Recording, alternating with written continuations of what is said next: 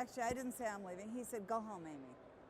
He said, what is it? I told him. He said, Amy, I'm Dr. Amy L Beam.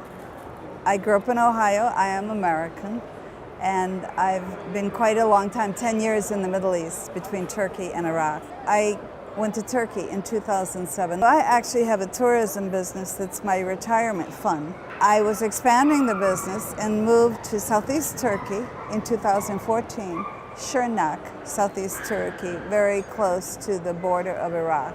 And that was where I was when the Islamic State raised its head and attacked Shingal, northern Iraq, where the Ezidis live. I got in my car and I drove up to a mountain village that I knew, Roboski, because I had been there and covered a story of a massacre there. So I went there to my friends. They had already welcomed 20,000 Yazidi refugees from right over the mountain pass. I went to look for one day. That was September 3rd, 2014, and I have never stopped working one day since then for the Yazidi displaced population. I went to all the camps in Southeast Turkey and I reported on them extensively. That woman showed me the IDs of her son and daughter and husband, said Daesh took them from her village. And I got up to hug her and she fainted in my arms, and then her mother saw her and fainted. So this was my second day. I couldn't turn away from this because the tragedy was so big it left me shaking inside. And people that first day were gathered around me, lining up.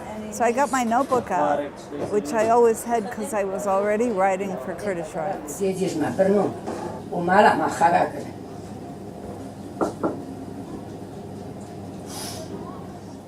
I got my notebook out and they started giving me names.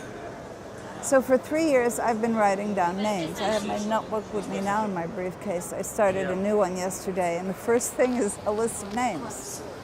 Because people want help with two things.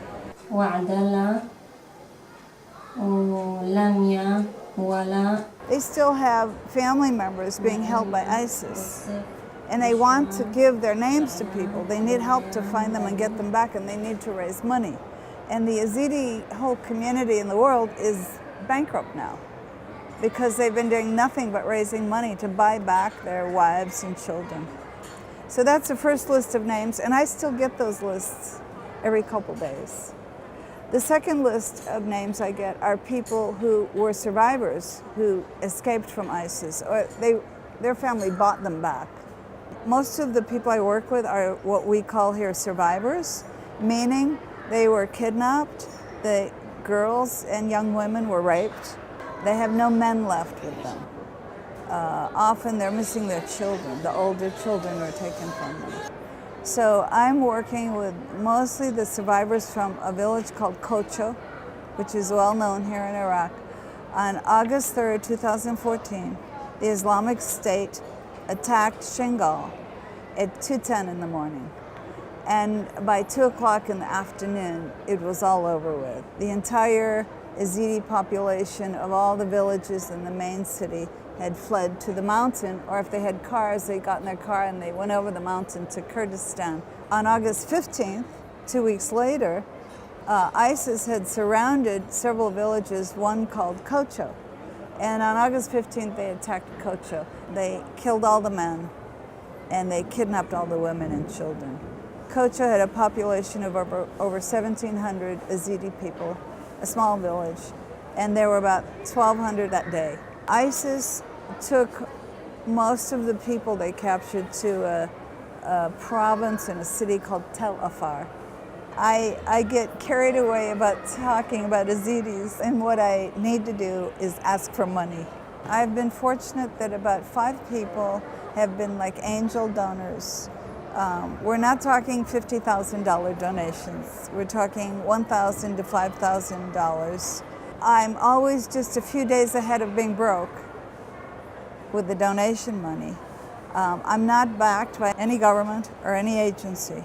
I need to have more because I need to do more. So I need funding so that I can grow.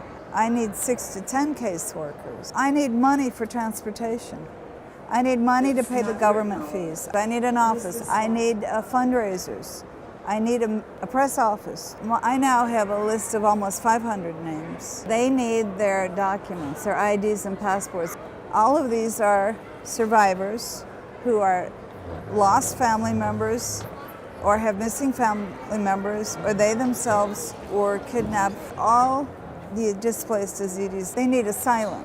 They want to go to a safe country. Canada took 1,000. Germany took 1,000.